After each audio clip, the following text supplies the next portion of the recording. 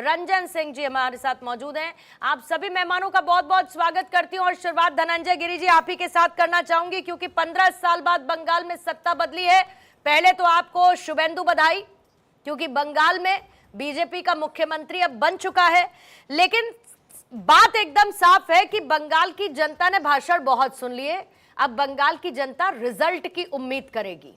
मेरा सीधा सवाल है, शुरू के 100 दिन में सरकार का ऐसा क्या रोड मैप होगा कि जनता को इस बात का एहसास हो कि बंगाल में बदलाव और साथ साथ परिवर्तन हुआ है? नहीं पूर्णिमा जी, बंगाल की जनता को बधाई और बंगाल की जनता को साधुवाद है कि उन्होंने मार्क्स से आगे आकर ममता और ममता के बाद मोदी को चुना है। बंगाल के जो खाड़ी में जो मोदी सुन उठा, वो ऐसी सुनामी आई कि बंगाल में पूरा बदलाव की बयार बही। बंगाल बदल गया। बंगाल राष्ट्रवाद की मुख्य धारा में आप्लावित होकर के आज बह रहा है। भारत में जो विकासवाद का आवेग है उसका आज बंगाल में प्रवेश है। आज कमल न उत्थान न उत्कर्ष नवाचार और न संस्कृति के विकास की यात्रा बन चुका है। आज देश का 78% इलाका सरोज सुर्खी से स्फुरित हो चुका है। बंगाल विजय हमारे लिए निसंदेह सोनार बांग्ला के निर्माण का प्रतिबद्ध उत्तरदायित्व है।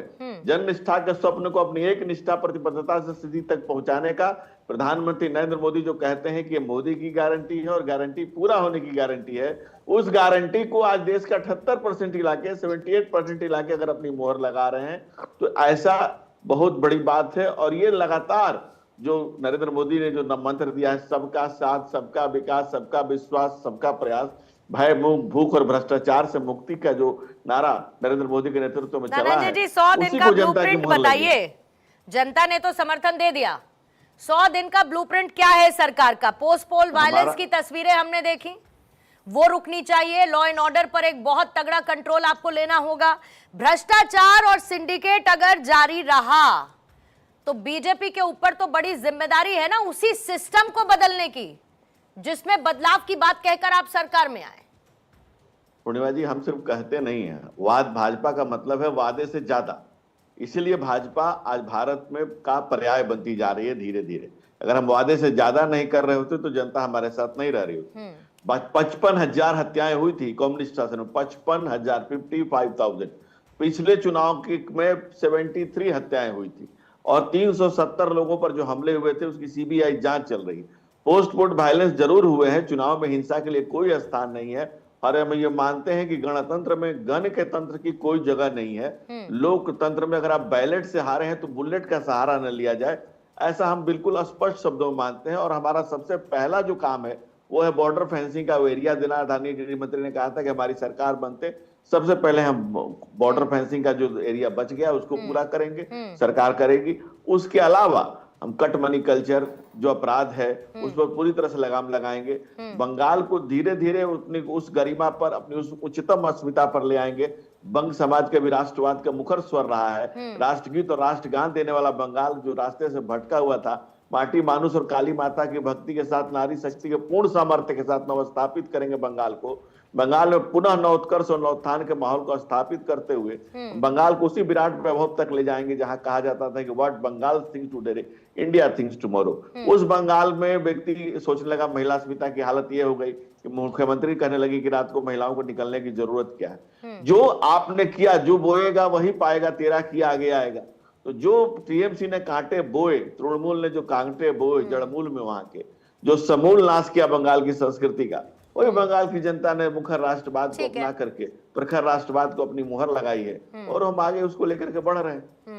ठीक है सर, आपने तो आज सरकार बन गई, शपथ ग्रहण समारोह हो गया, लेकिन बस एक क्विक अपडेट देते हुए फिर उसके बाद रमनीश जी जरा मैं आपके पास आती हूँ, रंजन जी फिर आपके पास आऊंगी कि राज्यपाल राजेंद्र लेकर ने समय नहीं दिया है टीवी के चीफ विजय को, और 6 बजे के समय की पहले बात थी, लेकिन क्योंकि समय नहीं मिला, वो केरलम में व्यस्त हैं ऐसा उन्होंने कहा राज्यपाल ने, और फिर वापस से लौट गए टीवी के चीफ वापस।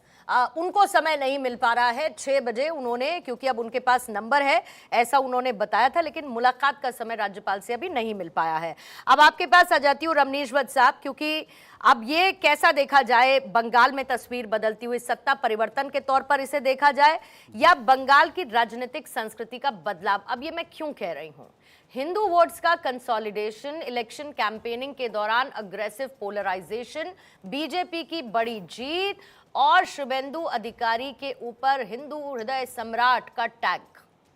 लेकिन बंगाल की विविधता अपने आप में खास जगह रखती है। आप कोई चुनौतियां देखते हैं और एक बैलेंस की उम्मीद की जानी चाहिए बंगाल में? देखिए, चुनौती है, इस बात को मुझे लगता है दरकिनार नहीं किया जा सकता है, क्योंकि 34 साल लेफ्ट की सरकार रही और 15 साल टीएमसी, और जिस तरह के काले साए में और आतंक के साए में बंगाल की आम जनता जो जीती रही, उसमें हर एक वर्ग को जोड़ा जा सकता है। मुझे लगता है कि अब उस साए से कहीं न कहीं सूर्योदय हुआ है, बंगाल में एक नए युग की शुरुआत हुई है और उसमें बहुत सारे ऐसे पैमाने उसको जोड़ना होगा। भारतीय जनता पार्टी और शुभेंदु दादा को एक बहुत सारे जो विकास के आयाम जिसके उन्होंने वायदे किए हैं उसको दोहराना होगा, मानस पटल पे उसको लेके आना होगा, पृष्ठभूमि पे लेके आना होगा। लेकिन मैं बात करता हूं कि भारतीय जनता पार्टी ने जिस सोच और जिस नज़रिए को खास करके आम जनता के सामने पेश किया, जैसे कि महिला जो कि टीएमसी और की जो नेत्री ममता दीदी, उन्होंने खुद एक महिला मुख्यमंत्री होने के नाते जिस तरह से महिला सुरक्षा को तार किया, सबसे पहली जिम्मेदारी होगी शुभेंदु दादा की कि महिला सुरक्षा को बहुत पुख्ता किया जाए वहाँ पे। फिर दूसरी बात है कि आप जिस तरह से खास करके मुर्शिदाबाद की बात करें, नादिया की बात करें और दिनाजपुर की बात करें, ये सारे जगह में सुरक्षा व्यवस्था जो खास करके हमारा अंतर्राष्ट्रीय बॉर्डर है उसको, फेंसिंग को बहुत ज़्यादा केंद्रीय टॉप प्रायोरिटी आपको तीन क्या दिखती है? क्या तीन टॉप प्रायोरिटी क्या है यहाँ पर सरकार की जो होनी चाहिए? मैं सोचता हूँ कि सबसे पहले तो केंद्र की योजनाएं जो हैं, आयुष्मान भारत हो, चाहे उसका ऐलान तो हो गया, ये सारा कुछ होना चाहिए वहाँ पे। फिर उसके बाद है भय का जो वातावरण अभी भी खास करके टोलाबाजी। हाँ, मैं आता हूँ, जो कि टीएमसी की एक मुझे लगता है नियति रही, वहाँ पे एक कल्चर टीएमसी नहीं ठीक है, टीएमसी तो अब हार गई, छोड़ दीजिए। मैं कह रही हूँ कि बीजेपी की टॉप तीन प्रायोरिटी में आपके लिए क्या है? एक आपका हो गया लॉ एंड ऑर्डर को काउंटर करना है, उसको बेटर करना है। दूसरा क्या है? सिंडिकेट का जो राज जो चला करता था, कटमनी और टोलाबाजी, इसको खत्म करना होगा। और देखिए, सबसे बड़ी चीज है कि वहां पे विकास, जो झूठ के बहुत सारे ऐसे उद्योग चलते थे उसको बंद कर दिया गया। कई सारी ऐसी फैक्ट्रियां हैं उसको बंद कर दिया गया, उसको जल्द से जल्द शुरुआत करना। ठीक है, रंजन जी आपके पास आ जाती हूँ, क्योंकि सहयोगी हैं एनडीए के और एनडीए की वैचारिक जीत, बंगाल में मिली जीत को देखा जा रहा है। जाहिर है कि एक 2029 की स्क्रिप्ट तो इसमें नजर आती है, लेकिन आपकी पार्टी जो है वो हमेशा विकास और गरीब की राजनीति की बात करती है। बीजेपी भी विकास की बात करती है, गरीबों के उत्थान की बात करती है, फॉर श्योर। लेकिन क्या बंगाल में कोई आर्थिक चुनौती आप देखते हैं सरकार के बनने के साथ, जो उनकी टॉप प्रायोरिटीज में, प्राथमिकता में शामिल होनी चाहिए सहयोगी दल होने के नाते? आपका विचार इस पर क्या है? अनम्यूट कर लेंगे रंजन जी।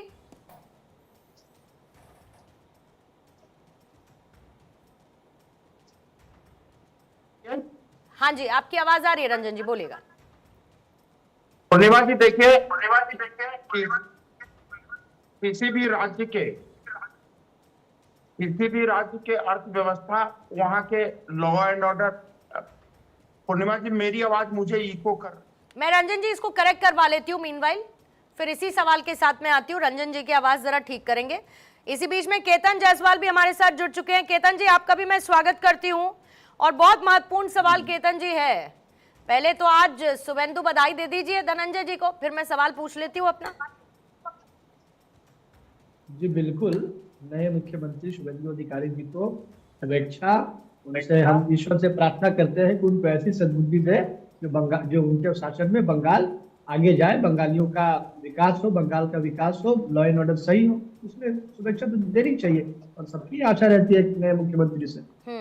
लेकिन अब कहने वाले ये भी कहते हैं कि बीजेपी ने प्रचंड जीत अपनी मेहनत